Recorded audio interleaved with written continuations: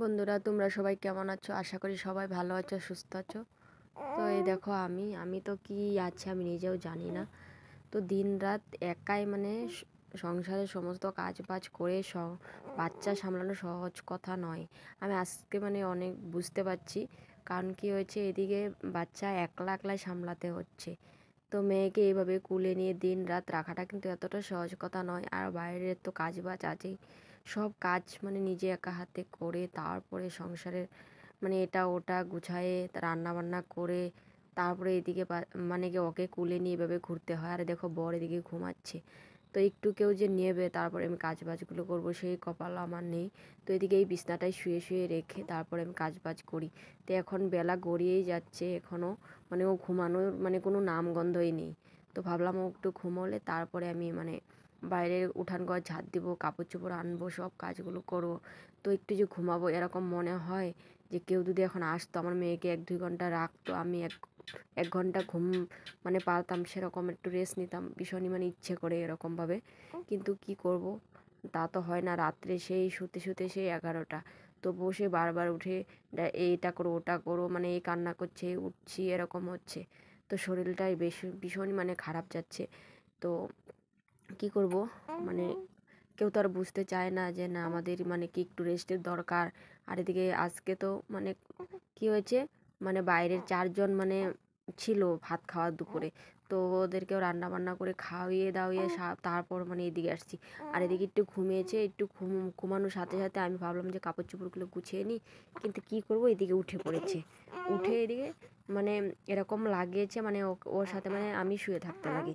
তো ওইভাবে তো আমি শুয়ে থাকতে তো পারি না। এই দেখো উঠেই পড়েছে বলতে বলতে। তো ওকে ভাবলাম যে একটু হাত থাপড়ি দিয়ে দেই, তো ঘুমিয়ে পড়বে। তো বেশি সময় ঘুমায় না, হায়েস্ট 10-15 মিনিট এরকম ঘুমোয়। বেশি সময় ঘুমোলে তো ভালোই হতো। আর এদিকে আমি বাইরের কাজগুলো করে এসেছি। এদিকে ওকে শুয়ে রেখে বাইরের কাজগুলো করি, আবার একটু একটু এসে দেখি। তো বরের সাথেও কি হয়েছে আজকে একটু এই নিয়ে একটু তর্কাতর্কি হয়েছে। তার জন্য বড় ওই বিছনায় ঘুমাচ্ছে, আমি মেয়েকে এই বিছনায় ঘুম পাড়িয়ে দিয়েছি। তো কি করব, নিজের শরীরটা ভালো না থাকলে না কোনো কাজ বাজ করে কারোর সাথে কথা বলেও ভালো লাগে না। তো ওইদিকে দুপুরে খেয়েছি, খেয়ে দিয়ে এই সব কাজগুলো করছি। এদিকে এক গাদা থালা বাসন ছিল, সেগুলো ধুয়ে পাকলে সব করে এসেছি। তো ভাবলাম যে একটু দুপুরে একটু ঘুমাবো, তার হচ্ছে না। এখন হাত এগুলো ব্যথা করছে। তো কী করবো। আর এদিকে ছেলে তো কথাই শুনছে না। ছেলেরও এইদিকে 20 তারিখ থেকে পরীক্ষা। তো ওকেও পড়াশোনা বসাতে হয়, এটা করতে হয়। আমি কোন দিকে যাব, কি করব, সেটাই ভাবনা চিন্তা করেই পাই না। তো কেউ যে কি ওর সাথে একটু পড়াশোনার বিষয়ে একটু হাত গুটিয়ে দেবে, তাও কেউ দেয় না। কিন্তু সব আমি নিজে একাই করতে হয়। তো আমি একা মানুষ, একটা কত কী করব বলো। তো এইদিকে দেখো বিছনা তো রাত্রের জন্য পেরে রেখেছি, কারণ কোথায় দিয়ে আবার শুয়ে পড়ে ঘুমানোর জন্য। তার জন্য ভাবলাম যে আগেই গুছিয়ে রাখলে ভালো হয়। তো এদিকে রাত্রে রান্নাবান্নাও করতে হবে। তো এদিকে দেওর এসেছে, ভাগ্নি এসেছে। তো ওরা এখন গিয়েছে আমাদের এখানে মেলা হচ্ছে, সেই মেলা দেখতে। তো আমরা তো যেতে পারবো, বর যাওয়ার জন্য বলেছিল যাবে বলে। তো আমি মানা করেছি, তার জন্য একটু রেগে আছে। তো কেন মানা করেছি জানো, যে বর যদি চলে যায় রাত্রে রান্নাবান্না করাটা, আমার মেয়েকে নিয়ে আমি কীভাবে রান্নাবান্না করবো সেটা কেউ বুঝতে চায় না। শুধু এটাই বুঝে যে না আমি কাউকে এরকমভাবে বলেছি, ওটা বলেছি, ওটা বলেছি, তো সেরকম ভাবে। কিন্তু দেখো আমারও তো একটা দিক আছে। সারাদিন তো আমি যেভাবে ওকে শুয়ে রেখে পারি, কিন্তু রাত্রে তো আর পারি না। রাত্রে ওর সাথে থাকতে হয়। এদিকে ছেলেও একটু সময় ভয় করে, ঘরে একা একা থাকতে চায় না, তো বাইরে রান্না করতে হয়। তো কি করব, তার জন্য তোমাদের সাথে একটু শেয়ার করলাম আর কি। তো এই দেখো এদিকে দেখতে দেখতে ও উঠেই পড়েছে। তো ভাবলাম যে ওকেও নিয়ে আসি। এদিকে সন্ধ্যা যখন হয় না, তখন আমাদের ঘরে অনেক মশা, এত মশা, মেয়েকে এভাবে মশারি ছাড়া রাখাই যায় না।